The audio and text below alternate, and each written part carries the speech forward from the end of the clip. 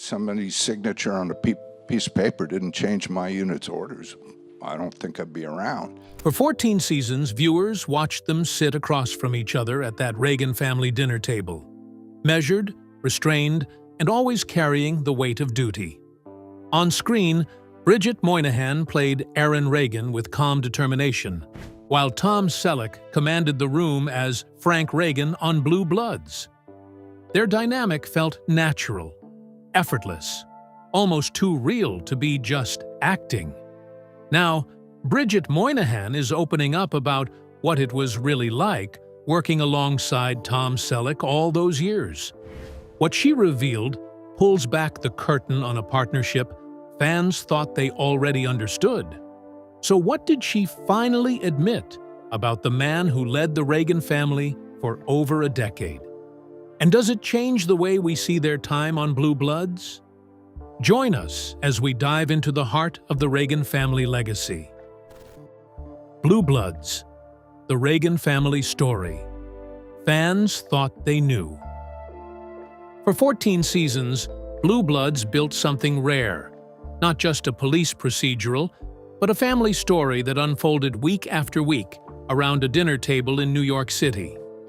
The series premiered on CBS in September 2010 and ran through December 2024, spanning 293 episodes.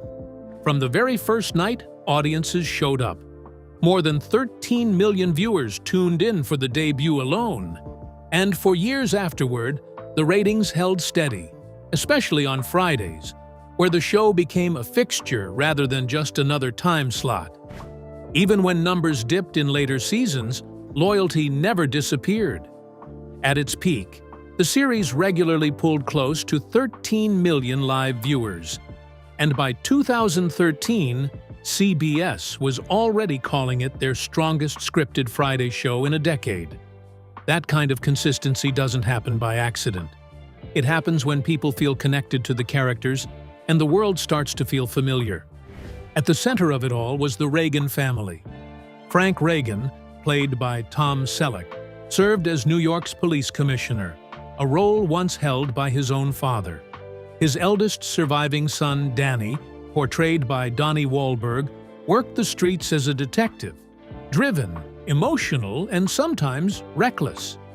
Jamie, played by Will Estes, began as a beat cop after Harvard, slowly finding his place inside both the department and the family legacy. Erin, brought to life by Bridget Moynahan, pursued justice from the courtroom as an assistant district attorney, steady, sharp, and unafraid to push back. Then there was Henry, Frank's father, played by Len Cariou, a former commissioner himself who offered wisdom, blunt truth, and reminders that every generation carries its own battles. Each Reagan represented a different side of law enforcement. Frank handled policy and politics. Danny chased suspects. Jamie walked the line between idealism and reality. Erin argued cases. Their paths crossed constantly, but never fully merged, giving the show its rhythm. Around them were colleagues who became just as familiar. Frank relied on Garrett Moore, played by Gregory J. Barra, Abigail Baker, portrayed by Abigail Hawke, and later Sidney Gormley, played by Robert Clohessy. Danny partnered first with Jackie Curatola, portrayed by Jennifer Esposito, before forming a lasting bond with Maria Baez, played by Marisa Ramirez. Jamie found both a partner and a future with Eddie Janko, portrayed by Vanessa Ray. Erin leaned on Anthony Abetamarco, brought to life by Stephen Schirripa. But the heart of every episode came back to Sunday dinner. An Irish-American Catholic family gathering around the same table, debating morals, teasing one another, and quietly carrying loss. Frank's wife Mary and Henry's wife Betty were gone. Joe, Frank's son, had been killed in the line of duty before the series began. Erin was divorced, raising Nikki, played by Sammy Gale. Danny became a widower after Linda, portrayed by Amy Carlson, died in a helicopter crash. Jamie eventually married Eddie. Later came the revelation that Joe had left behind a son, Joe Hill, played by Will Hochman, stepping into the Reagan world with unanswered questions. That's what made Blue Bloods different. It wasn't just about crimes being solved. It was about how the job followed everyone home, about duty passed down through generations, about loss that never fully healed, and about a family trying, every week, to stay connected in a world that kept pulling them apart. Which is why Bridget Moynahan opening up now feels heavier than just another behind-the-scenes moment. After 14 years of watching these people sit across from each other, it's easy to believe you already know them. And maybe that's exactly why this revelation hits differently. The near move that almost changed Blue Bloods forever. From the very beginning, Blue Bloods was built around New York, not just as a backdrop, but as a living presence. The streets, the precincts, the brownstones, the energy. Every frame carried the weight of the city and the people who move through it. It's hard to picture Frank Reagan delivering orders anywhere else. It's hard to imagine those Sunday dinners unfolding in any place that didn't feel unmistakably New York. But what most fans never realized is how close the show came to losing that identity altogether. Just weeks after production began in 2010, Blue Bloods nearly packed up and left the Big Apple. At the time, massive city and state tax rebates that had helped keep film and television productions rooted in New York had expired. Suddenly, shooting in one of the most expensive cities in the world didn't make financial sense anymore. Budgets tightened, numbers were run, and quietly, seriously, the idea surfaced. Move the show north to Toronto. It wouldn't have been unusual. Toronto had already doubled for countless American cities. It offered lower costs, generous incentives, and fully equipped production infrastructure. From a business standpoint, the move was logical.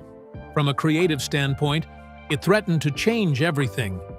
Because Blue Bloods wasn't just another procedural that could drop into any skyline. Its DNA was tied directly to New York City. The accents, the neighborhoods, the way cops leaned against squad cars between calls, the way court steps echoed with footsteps. Even the light felt different. For a moment, it looked like all of that might be traded for sound stages and stand-ins. Behind the scenes, the production company pushed back hard. Negotiations opened with state and city officials. Conversations stretched late. Numbers were recalculated. Everyone involved understood what was at stake. This wasn't just about location, it was about authenticity, about whether the Reagan family would continue to exist inside the real rhythms of New York or become another show pretending to be somewhere it wasn't. Then, at the last minute, a deal came together. New agreements were reached. Fresh incentives were secured. And just like that, the trucks stayed put. Cameras kept rolling in Manhattan. Patrol cars remained parked on familiar corners. The show didn't cross the border. It was a quiet victory, one most viewers never knew happened. But it mattered, because staying in New York allowed Blue Bloods to keep its pulse. It preserved the texture of the city in every episode. It kept the cast grounded in real streets instead of replicas. And it ensured that the Reagan family continued to live inside the same world they were meant to protect. Inside the Reagan dinner, the 5-hour scenes fans never see. Probably the most recognizable heartbeat of Blue Bloods isn't a crime scene or courtroom showdown. It's the family dinner. Almost every episode circles back to that table. Frank at the head, Erin holding her ground, Danny cracking jokes, Jamie trying to keep the peace. It's where arguments unfold, values collide, and the Reagan family reconnects after long days on the job. That weekly supper became the emotional anchor of the series. But what looks effortless on screen is anything but behind the scenes. Those dinner scenes can take up to 5 hours to film. 5 hours of camera resets, lighting tweaks, coverage on as many as 9 characters.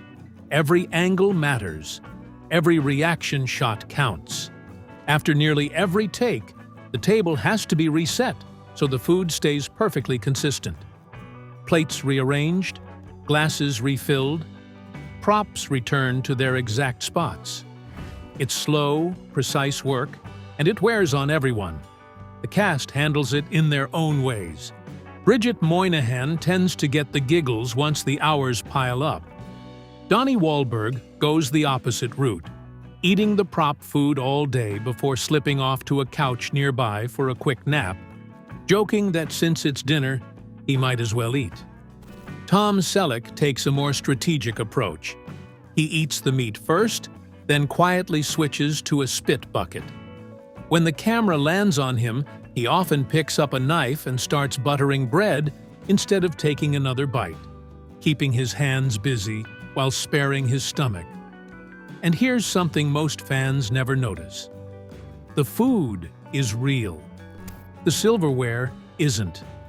Early episodes used metal cutlery, but the noise was too loud for microphones, so prop masters swapped everything for plastic, which means every emotional family debate happens over silent forks, full stomachs, and perfectly staged plates.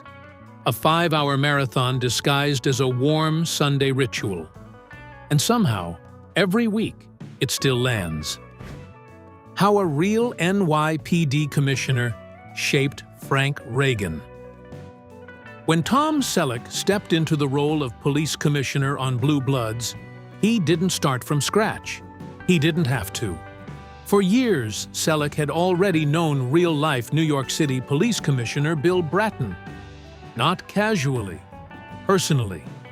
Close enough to understand how Bratton thought, how he weighed decisions, how he carried responsibility in rooms where every word mattered.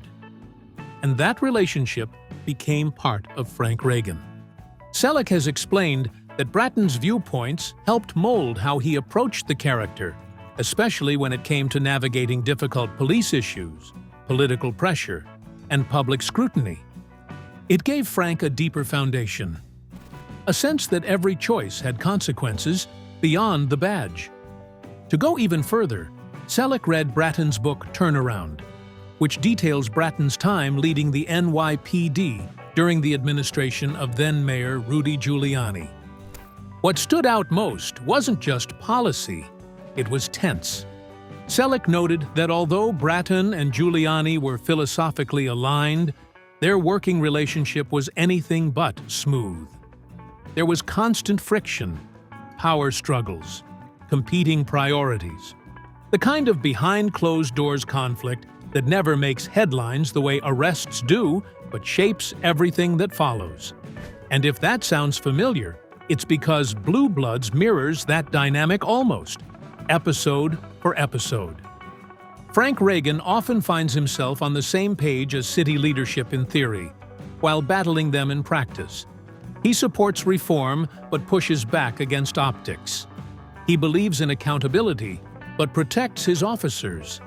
He stands for the department while answering to politicians who see policing through a different lens.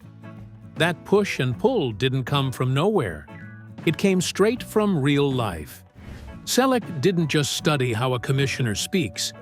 He absorbed how one survives, how compromises are made, how authority is balanced with restraint, how leadership means standing alone even when everyone else is shouting. So when Frank Reagan sits in his office staring out at the city, weighing impossible decisions, that quiet gravity isn't just acting. It's informed by someone who lived it. And that's why Frank never feels like a cardboard TV boss. He feels layered, pressured, human, because behind the character is a real commissioner, a real book, real political tension, and an actor who understood that power isn't loud, it's heavy. The Blue Bloods' power struggle. Before Blue Bloods became a 14-season staple, a quiet battle was already unfolding behind the scenes. The series was created by husband and wife writing team Mitchell Burgess and Robin Green. They built the Reagan family from the ground up: the Sunday dinners, the moral debates, the tension between politics and policing, the emotional weight that set the show apart from every other badge and gun drama on network television. And then, just as quickly as the show found its audience, they were gone. At the end of Season 1, despite strong ratings and early success, CBS parted ways with its creators. The reason wasn't failure, it was direction. The network reportedly wanted something cleaner and more formulaic. A procedural engine closer to its other hits like Criminal Minds, CSI, Crime Scene Investigation, NCIS, Hawaii 5-0, and The Mentalist. But that wasn't the show Burgess and Green had imagined.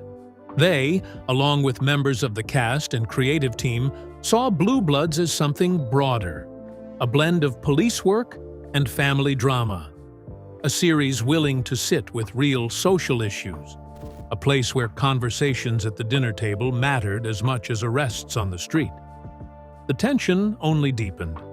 One of the show's early showrunners, Ken Sanzel, stepped away after reported clashes with star Tom Selleck. Selleck pushed back against scripts he felt leaned too hard into formula, arguing instead for depth and moral complexity in Frank Reagan. The irony was impossible to miss. Creators who wanted emotional weight were removed for not being procedural enough. A showrunner left after clashing with a lead actor who thought the show was becoming too procedural, all while ratings stayed strong. From the outside, viewers saw a hit. Inside, identity was being negotiated in real time. Somehow, Blue Bloods found a balance. It kept the cases. It kept the dinners.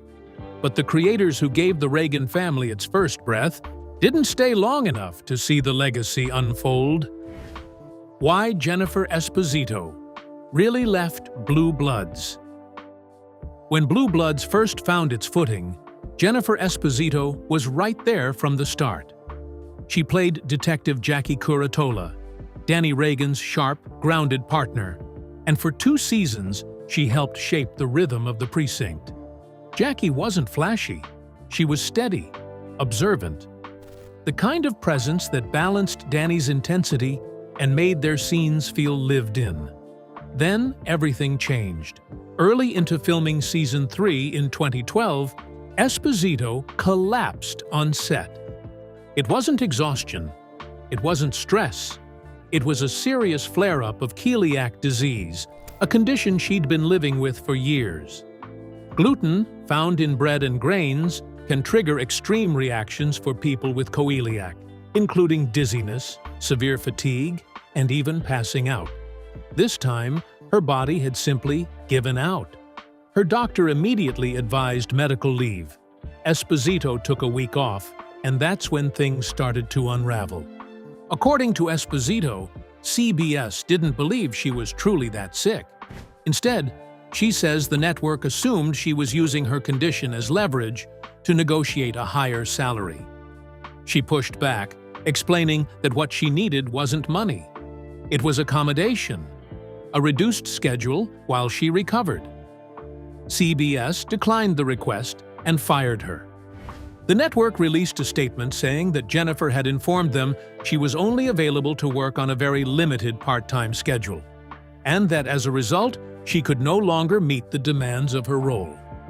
They added that Detective Curatola's sudden disappearance would be explained on screen as a leave of absence. Just like that, one of the show's original cast members was gone. To fill the gap, CBS brought in Megan Boone as a new detective. But for Esposito, the way everything unfolded cut deeper than just losing a job. She took to Twitter and didn't hold back. She pointed out that CBS had gotten rid of the show's only minority cast member, accusing the network of clearing the way for an all-white lineup similar to CSI, crime scene investigation. It wasn't a polished statement, it was raw, emotional, and clearly coming from someone who felt dismissed at her most vulnerable moment. From the outside, Jackie Curatola simply vanished between episodes. But behind the scenes, it was a story of illness, disbelief, and a creative partnership that ended abruptly. Another reminder that while Blue Bloods built its reputation on loyalty and family, the reality of television can be far less forgiving. Linda Reagan's shocking exit. Why Blue Bloods killed her off-screen. From the very beginning of Blue Bloods, Amy Carlson was part of the foundation. She played Linda Reagan, an emergency room nurse married to Danny Reagan, portrayed by Donnie Wahlberg. Linda wasn't just a supporting spouse. She was the quiet strength behind Danny's chaos, the emotional anchor waiting at home after long nights on the street, the person who held the family together when the badge followed him through the front door. Carlson started out as a recurring presence, then was bumped up to series regular in Season 2. For 7 seasons, Linda became part of the Reagan rhythm. Morning routines, late-night conversations, parenting struggles, the everyday moments that gave Danny something real to fight for. Then, when Carlson's contract expired after Season 7, she chose to walk away. And that's where the story took a hard turn. Instead of a farewell arc or a final scene, the show opened Season 8 with a gut punch. Almost casually, viewers were told that Linda Reagan had died in a helicopter crash off-screen. No goodbye, no hospital room, no last words. Just gone. Fans were stunned, angry, confused. For many, it felt abrupt and cold, especially for a character who had been there since the start. Carlson felt it too. She later shared that she had no idea the writers were planning to kill Linda that way. She admitted feeling bad about how her character died, saying she was surprised by the decision and wouldn't have chosen that ending herself. If she'd been given the option, she said she would have wanted to film a proper death scene. Something human. Something that allowed closure. Instead, Linda vanished between seasons. And suddenly, Danny was a widower. The loss changed him overnight. His grief bled into every storyline that followed. His parenting became heavier. His anger is sharper. His vulnerability is more exposed. Strangely enough, that creative shockwave breathed new life into the series. Bridget Moynahan later reflected that while it was painful to lose someone, Linda's death opened up an entirely new set of storylines. She explained that it reignited creative energy across the show, giving writers and actors fresh emotional territory to explore. It was tragic, but it was transformative. Linda Reagan didn't get a farewell scene. She didn't get a final embrace at the dinner table. But her absence became one of the most powerful forces driving the show forward. Another reminder that in Blue Bloods, even the quiet characters leave footprints behind. Why CBS really ended Blue Bloods and moved Danny's story to Boston. For 14 seasons, Blue Bloods didn't just survive, it thrived. Yes, the numbers softened over time, as they always do with long-running shows, but it never stopped being one of CBS's strongest performers. Week after week, it held its audience.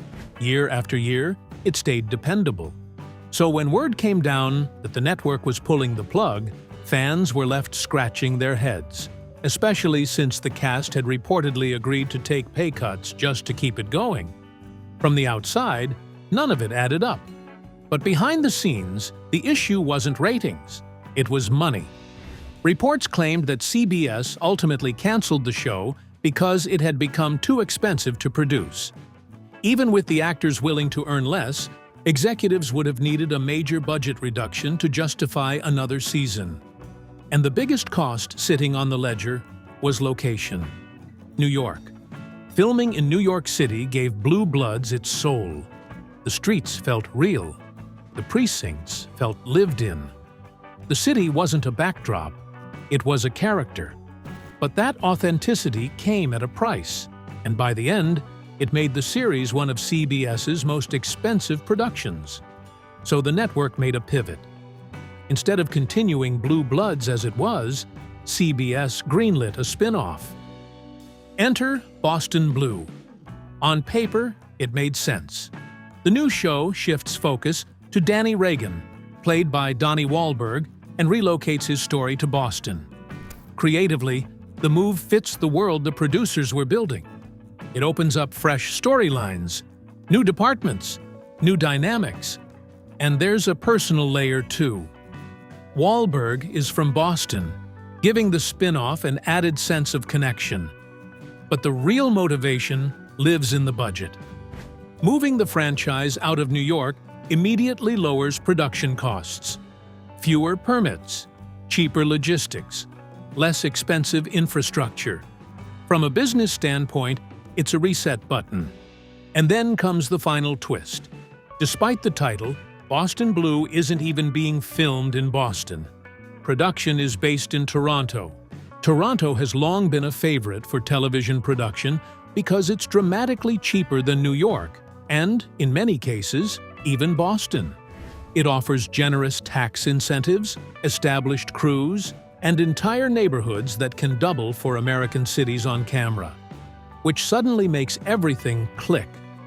CBS didn't cancel Blue Bloods because it stopped working. They canceled it because keeping the Reagan family in New York had become too costly. By ending the original series and relaunching Danny's story elsewhere, they kept the universe alive while slashing expenses in one move. Bridget Moynahan just confessed the truth about Tom Selleck on Blue Blood. For 14 seasons, viewers watched Erin Reagan and Frank Reagan square off across desks, courtrooms, and that familiar family dinner table on Blue Bloods. Their debates were sharp. Their bond is unmistakable. Father and daughter, prosecutor and police commissioner, always meeting somewhere between love and disagreement. But behind the scenes, that connection ran even deeper. Bridget Moynahan has now opened up about what it was really like working so closely with Tom Selleck all these years, and her words pull back the curtain on a relationship fans only ever saw in fragments. Because Moynahan didn't just share scenes with Selleck, she shared moments. Their characters clashed more than anyone else on the show, often representing opposite sides of justice. Erin fought for the law in the courtroom. Frank carried the weight of the NYPD on his shoulders. Those confrontations gave Moynahan more screen time with Selleck than almost anyone on the cast. And even after more than a decade of going toe-to-toe, she admitted she still felt awestruck working beside him. She described him as the patriarch of the series, a legend, an icon whose career stretches back to the late 1960s. Someone generations of viewers already knew long before Blue Bloods ever existed. She shared that working with him never stopped feeling special, calling him a remarkable talent who always found ways to quietly pass along wisdom in between takes. At one point, Moynahan even presented an award to Selleck in Florida. Clips from his long career played on screen, reminding everyone in the room just how much ground he had covered. She joked that he had been a total heartthrob back in the day, adding that if she were a little older, he probably would have been her celebrity crush. But now, she laughed. He was her TV dad, so that ship had sailed. Still, the respect never faded. She reflected on how perfectly the cast clicked from the very beginning. On the pilot episode, they all gathered around the Reagan dinner table for the first time, and something just locked into place. Everyone instinctively fell into their roles. The rhythm was immediate. And in those family scenes, she said Selleck had this rare ability to keep things light while still honoring the gravity of the story. always offering quiet guidance without ever overpowering the moment. That balance showed up on screen, too. In season 11, during one of their trademark scenes in Frank's office, Erin was spiraling with fear after her brother Danny went missing.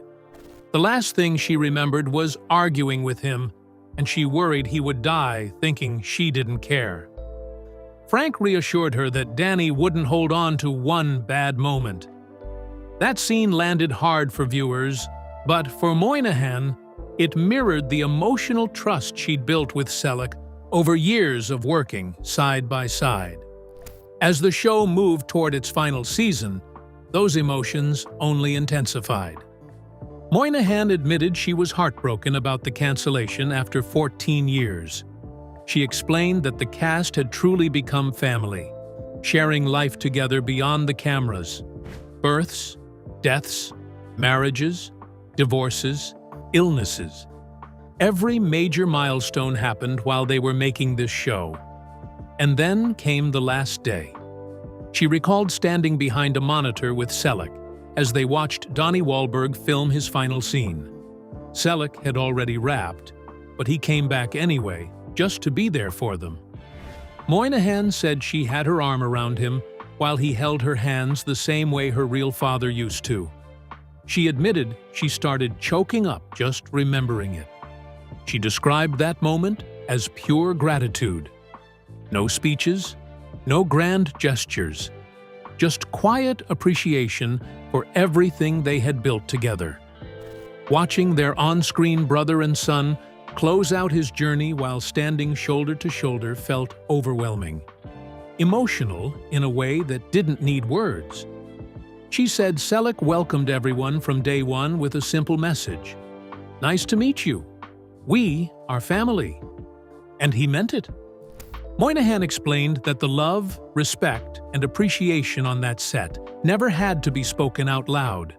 It was just there, every day, especially during the final season, which she described as one long goodbye. So many lasts, so many hugs, so many tears.